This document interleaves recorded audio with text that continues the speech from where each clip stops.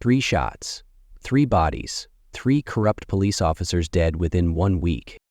The Houston Police Department was in complete chaos as an invisible predator systematically eliminated members of their narcotics division. What they didn't know was that the man responsible wasn't a drug kingpin or gang leader.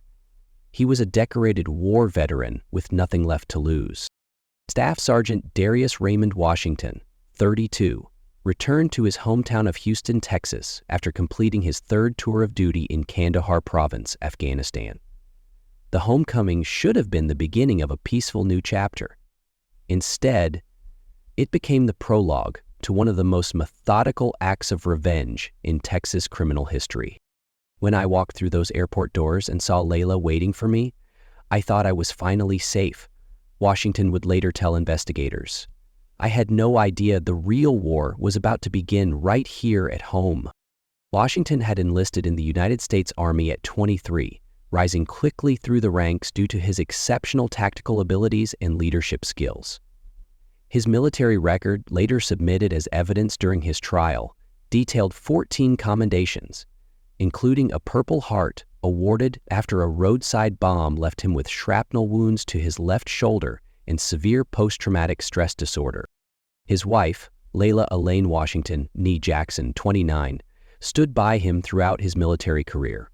A respected registered nurse at Memorial Hermann Southwest Hospital, colleagues described her as the backbone of the emergency department and fiercely protective of both her patients and her husband. The couple's reunion at George Bush Intercontinental Airport was captured in photographs later discovered in Washington's tactical journal. In one image, tears streamed down both their faces as they embraced for the first time in 14 months. It would be the last truly happy moment of their lives. The Washingtons resided in a modest 2-bedroom home in the West Chase district of Houston, purchased with Darius's military housing allowance in 2015. Neighbors later told investigators the couple kept to themselves but were always willing to help with community projects. They were rebuilding their life together, said neighbor Eleanor Martinez. You could see how much they loved each other from the way they'd sit on their porch in the evenings, just talking for hours.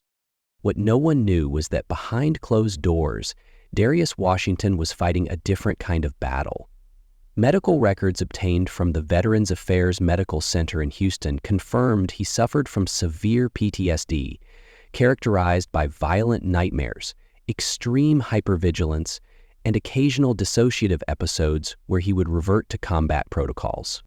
Would wake up screaming sometimes, Layla confided to her sister Tamika in text messages recovered after her death. Last night, I found him crouched in the corner of our bedroom with a kitchen knife, sweating and muttering something about tangos in the perimeter. It took me almost an hour to bring him back. For a period, Washington attended weekly therapy sessions and was prescribed a combination of sertraline and prednisone to manage his symptoms. Dr. Eleanor Vance, his VA psychiatrist, noted in her session records that Washington was unusually disciplined about his recovery and determined not to let his trauma define his civilian life. What Dr. Vance didn't document was Washington's growing paranoia about law enforcement. He told me once that cops reminded him of the corrupt Afghan police we trained. Former squad member Marcus Taylor later testified, said you couldn't tell the good ones from the bad ones until it was too late. This seemingly innocuous observation would prove eerily prophetic. Colleagues at Memorial Hermann later testified that Layla frequently researched PTSD treatment protocols during her breaks and implemented various coping strategies at home.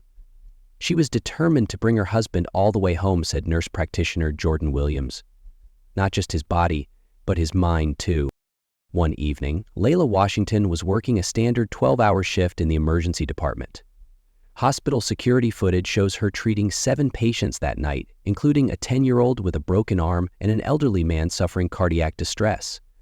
Later, she stepped outside to the hospital's east parking structure for a cigarette break.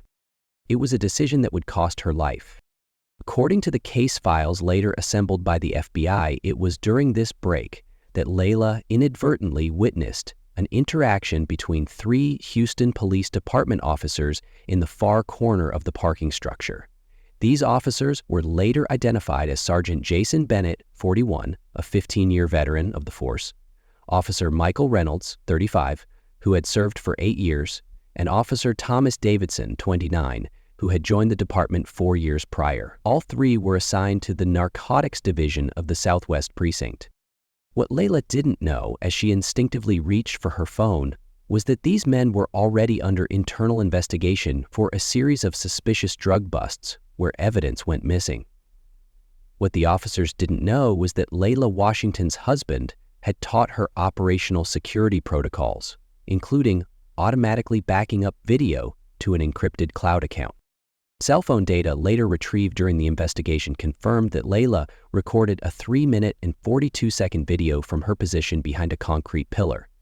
The video, recovered from her cloud storage account, clearly showed the officers dividing what appeared to be prohibited substances and discussing their ongoing scheme to extort protection money from drug dealers operating in the 5th Ward and Gulfton neighborhood. Officer Bennett could be heard explicitly mentioning their plans to squeeze another 10 grand from Martinez in the coming week. "We own this city," Bennett said, his voice clear in the recording. "These streets pay us better than the department ever could." Text messages sent from Layla's phone to her friend and fellow nurse Amelia Porter expressed her shock and indecision about what to do with the information.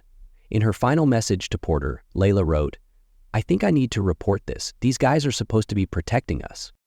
Internet search history from Layla's laptop showed that she visited the Houston Police Department's Internal Affairs Division website and downloaded the department's whistleblower complaint form. She also visited the FBI's Public Corruption Reporting Portal. What investigators would later discover was that the 3 officers had been running their operation for nearly 5 years, had over 12 officers on their payroll, and had accumulated more than $3,200,000, 0 cents, in offshore accounts. What Layla couldn't have known was that their operation had connections reaching as high as Deputy Commissioner Edward Mitchell, who received a percentage of their profits in exchange for protection from internal investigations. Later that night, Layla sent a text message to Darius informing him that the emergency department had experienced a sudden influx of patients due to a multi-vehicle accident, and she would be working late. She told him not to wait up. This was the last communication between the couple. Layla Washington never returned home. Early the next morning, Darius Washington was awakened by persistent doorbell ringing at his West Chase District home. Houston Police Department officers Kevin Wright and Danielle Torres delivered the news that Layla Washington's body had been discovered earlier in an abandoned warehouse in Houston's 2nd Ward, approximately 9.7 miles from Memorial Hermann Hospital.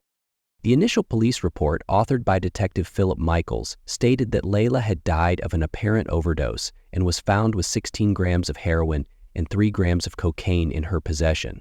The report suggested she had been involved in drug distribution and was killed in a transaction gone wrong. "The moment they told me she died from drugs, I knew something was wrong," Washington later testified. "Layla wouldn't even take aspirin for a headache. Someone murdered my wife and was covering it up." Washington vehemently rejected the drug explanation during his initial interview with Detectives Michaels and Ramirez. His statement, recorded and transcribed in the case files, emphasized that Layla had no history of drug use, maintained a spotless professional record, and had undergone routine drug screening at Memorial Hermann recently with negative results. Hospital Administrator Gregory Palmer confirmed to investigators that Layla had clocked out of her shift late the previous night.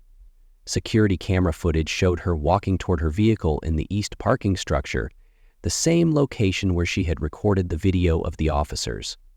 The footage abruptly ended, with Layla approximately 20 yards from her car.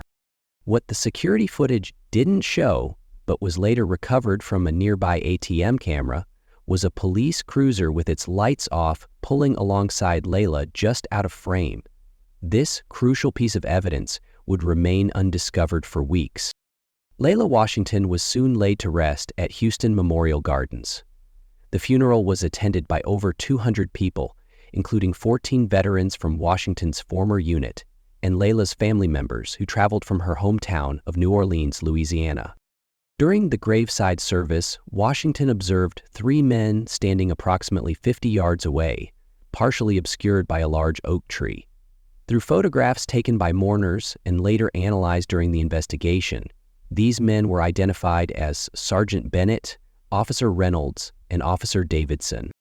They weren't there to pay respects, Washington told the jury during his trial. They were there to make sure I bought their story. I saw Bennett smile when they lowered her casket. According to statements from 4 separate funeral attendees, Washington showed no emotion throughout the service, maintaining what one described as the 1,000-yard stare of a man already planning war. Soon after, Washington contacted Lieutenant James Rodriguez of Houston PD's Internal Affairs Division. During their meeting at a local coffee shop, Washington inquired about the status of any whistleblower complaints filed by his wife prior to her death. Rodriguez informed him that no such complaints had been received. What Rodriguez didn't tell Washington was that he had received the complaint, but had immediately forwarded it to Deputy Commissioner Mitchell instead of processing it through official channels. The following day, Washington retrieved his wife's personal phone from the evidence lockup after Detective Michaels closed the case, ruling Layla's death as drug. Among Layla's personal effects collected at the crime scene, the phone was password protected, but Washington correctly guessed the combination. Their wedding anniversary, 5/24, on his 3rd attempt. The phone contained the 3-minute and 42-second video recorded in the hospital parking structure, showing Bennett, Reynolds, and Davidson dividing what appeared to be prohibited substances and discussing their extortion scheme. Additionally, the phone held screenshots of text messages between the officers detailing payment amounts, next steps, and protection routines. When I saw that video, something inside me changed, Washington later confessed. I stopped being a husband in mourning and became a soldier with a mission. Phone records indicated that Lieutenant Rodriguez had called Layla the morning after her estimated time of death. In his subsequent statement to investigators, Rodriguez confirmed that Layla had scheduled a meeting but never arrived, and attempts to reach her by phone were unsuccessful. By then, the Houston Police Department's investigation into Layla Washington's death was proceeding along a single track: that she had been involved in drug dealing and died in a transaction gone wrong. The case was effectively closed. Darius Washington, however, was just beginning his investigation. They made a critical mistake, Washington told investigators after his arrest. They assumed I was just another grieving civilian who would accept their lies. They forgot they were dealing with someone trained in counterintelligence and guerrilla warfare by the United States government. Washington, who had specialized in intelligence gathering and target acquisition during his service with the 5th Special Forces Group, began methodically preparing for what he would later describe as Operation Righteous Vengeance. According to receipts and online orders later found in his home, Washington purchased $4,325.00 worth of surveillance equipment from 3 different suppliers over several days, including directional microphones, miniature cameras, GPS trackers, and a modified police scanner capable of monitoring Houston PD radio frequencies. What investigators didn't discover until months later was that Washington had also accessed an underground arms dealer through contacts from his deployment, a Ukrainian national named Alexei Krichenko, who specialized in supplying untraceable weapons to private military contractors. Washington's military colleague Raymond Ray Thompson later testified that he assisted Washington by providing access to specialized surveillance software normally restricted to active military personnel. He told me his wife had been murdered and the police were covering it up, Thompson stated during the trial. I believed him.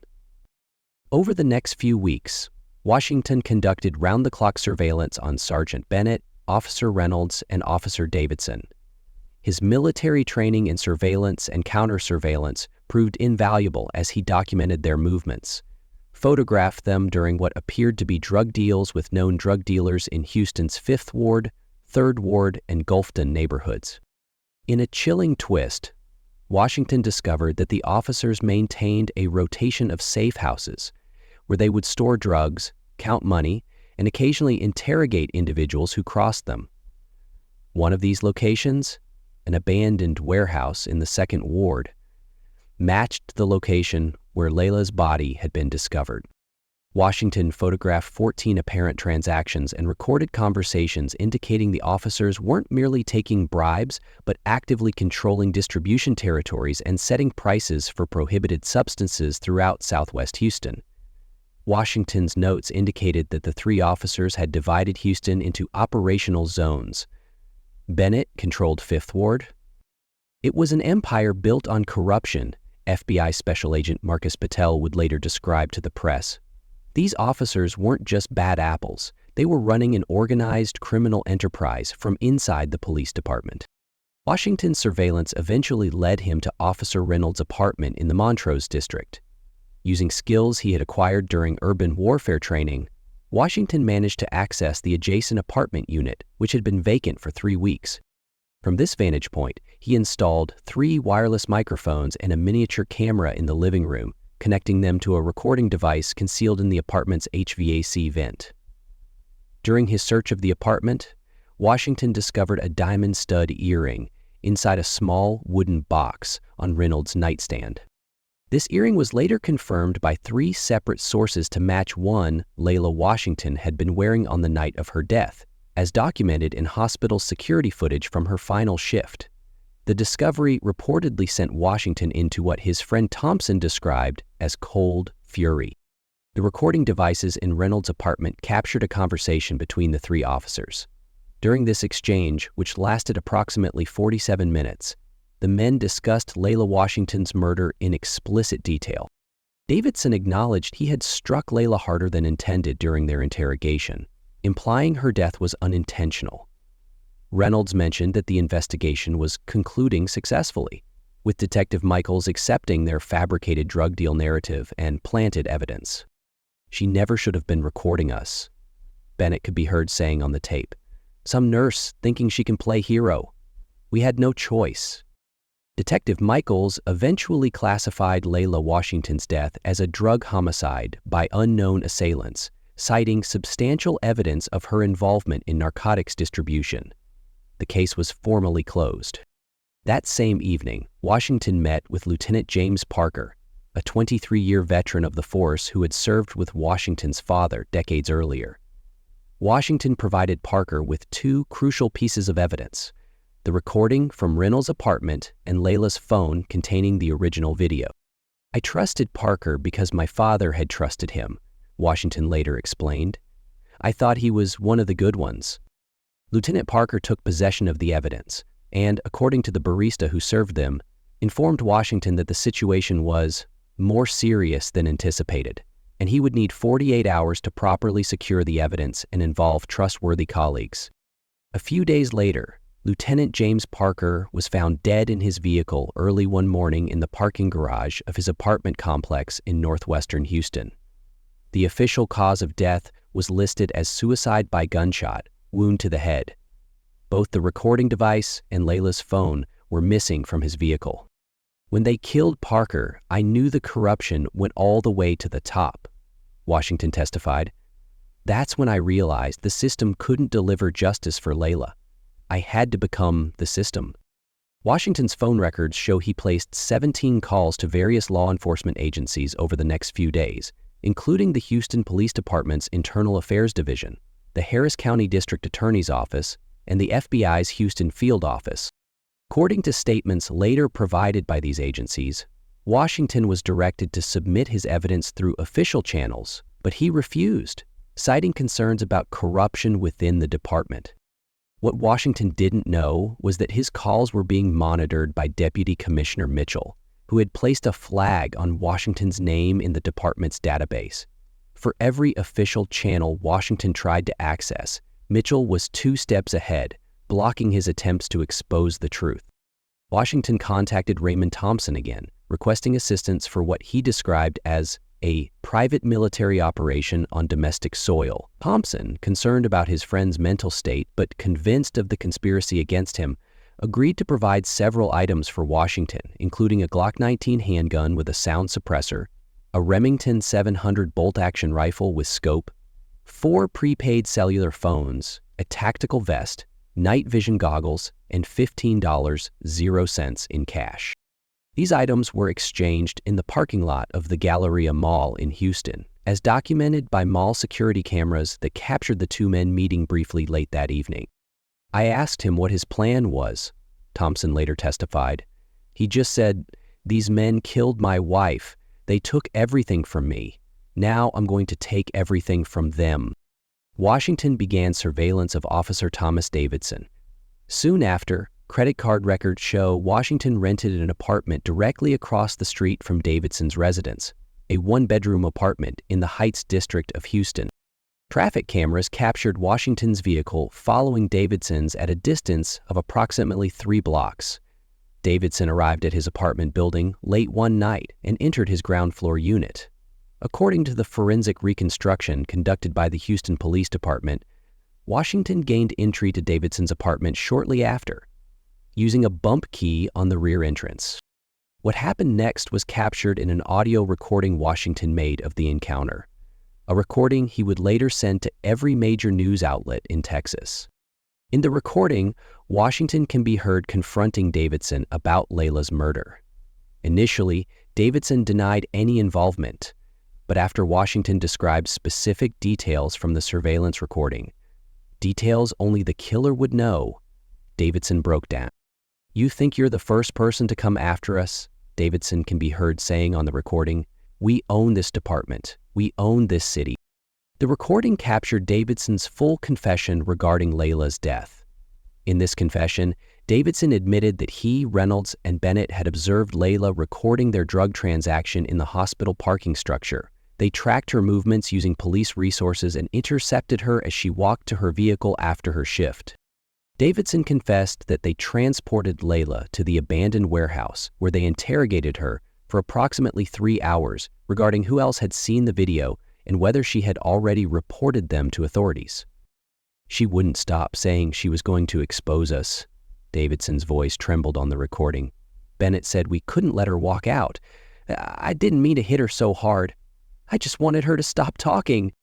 Davidson further admitted that when they realized Layla was dead, he, Reynolds, and Bennett then staged the scene to appear as a drug deal gone wrong, placing prohibited substances on her person that had been confiscated in previous arrests. A supplemental medical examiner's report later confirmed that Layla Washington's autopsy showed evidence of blunt force trauma to the back of her head, consistent with Davidson's description, though this had been initially attributed to her falling during the alleged drug transaction.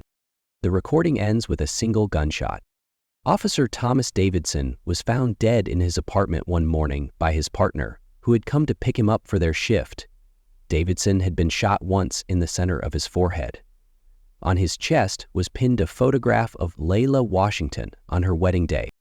The Houston Police Department immediately mobilized in response to an officer's murder. Under the direction of the Houston Police Department Chief Michael Andrews, a special task force comprising 27 officers from homicide, internal affairs, and tactical operations was established. Road checkpoints were established throughout the Heights district, and all off-duty officers were recalled to active service. Despite this massive response, investigators initially had no suspects or leads regarding the perpetrator. Detective Sergeant William Norton, the lead investigator assigned to Davidson's case, noted in his preliminary report that the murder appeared to be the work of a professional, given the lack of forced entry, the precision of the fatal shot, and the absence of any forensic evidence. What Norton couldn't have known was that Washington had utilized military-grade cleanup protocols he had learned during special operations training. The next day, Officer Michael Reynolds failed to report for his scheduled shift. His partner, Officer Daniels, reported trying Reynolds' cell phone multiple times without success. Later that morning, Reynolds used his credit card at a gas station in Huntsville, Texas, approximately 70 miles north of Houston. He was running, FBI agent Patel later concluded. He knew Davidson's death wasn't random. Taylor data later showed Reynolds never traveled all the way to Dallas, but instead headed southwest on Highway 59 toward Victoria, Texas. Later, Reynolds used his credit card to purchase fuel at a Valero station on Highway 59 in Rosenberg, approximately 35 miles southwest of Houston. Washington, having anticipated Reynolds might flee, had placed a GPS tracker on Reynolds's personal vehicle 3 days prior. Washington's journal, recovered from his home during the subsequent investigation, detailed his pursuit of Reynolds along Highway 59. What wasn't in the journal was how Washington managed to force Reynolds off the road near an abandoned rice processing facility outside El Campo. A farmer passing by later reported seeing a black SUV with tinted windows parked behind a sedan matching Reynolds' vehicle description, but thought nothing of it until news reports emerged. According to the forensic reconstruction, Washington approached Reynolds' vehicle with his weapon drawn, forcing him to exit the car at gunpoint. Rather than killing Reynolds immediately, Washington apparently decided to use the situation as an abduction. Washington drove Reynolds back to Houston, specifically to the abandoned warehouse at 2201 Commerce Street, the same location where Layla Washington's body had been discovered 2 months earlier. GPS data from Washington's phone confirmed his arrival at the warehouse. A second audio recording, recovered from Washington's digital recorder, documented a 38-minute interrogation of Reynolds. In this recording, Reynolds revealed critical information about Layla's abduction and murder, including the involvement of Detective Philip Michaels, with whom he had a long-standing arrangement to ensure investigations would be directed away from the officers. Reynolds admitted to providing Michaels with $25,000, 0 cents, in cash, to classify the case as drug and to expedite its closure. "You don't understand what you're up against," Reynolds can be heard saying. "This goes all the way to Deputy Commissioner Mitchell. He gets a cut of everything. He's protected us for years." The recording captured the sound of a single gunshot. Reynolds' body was discovered by a homeless individual later that afternoon. The medical examiner determined Reynolds died from a single gunshot wound to the chest, which punctured his heart. Like Davidson, Reynolds had a wedding photo of Layla pinned to his chest. By now, the Houston Police Department was in a state of high alert. An emergency bulletin was issued for Sergeant Jason Bennett, warning that the suspect was targeting officers connected to the Southwest Precinct Narcotics Division. Analysis of cell tower data revealed that Bennett received multiple calls from Reynolds' phone that day, calls that had been placed by Washington using Reynolds' phone after his death, to create the illusion that Reynolds was still alive and to lull Bennett into a false sense of security. It was psychological warfare, FBI profiler Dr. Samantha Klein would later explain. Washington was using military tactics, disrupting enemy communications, creating confusion, isolating his targets one by one. Sergeant Jason Bennett was placed on administrative leave pending investigation. His service weapon was confiscated and he was interviewed for 7 hours by Internal Affairs. During this interview, Bennett vehemently denied any involvement in either Davidson's or Reynolds' deaths and suggested they were being targeted by drug gangs related to recent arrests. 2 days later, Bennett contacted Jeffrey Campos, a former police officer dishonorably discharged for excessive force, who now worked as a private security contractor. Phone records show Bennett offered Campos $50,000, 0 cents, to find and eliminate Washington before he could be connected to the officers' deaths. What Bennett didn't know was that Campos had served with Washington during his first tour in Afghanistan. Campos contacted Thompson a couple of days later, who then alerted Washington to the contract placed on his life. Washington, Thompson, and Campos developed a plan to use this opportunity to draw Bennett out. Campos then informed Bennett he had located Washington and would need Bennett's assistance to finish the job. They arranged to meet at an industrial storage facility in Pasadena that evening.